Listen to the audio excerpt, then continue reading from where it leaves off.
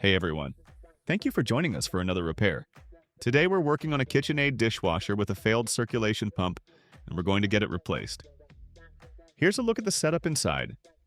The main culprit here is this large circulation pump right in the center. This is the brand new replacement ready to go in so we can get that water moving again.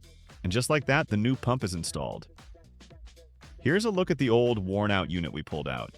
If you need any help with your appliance in Vancouver, contact us today.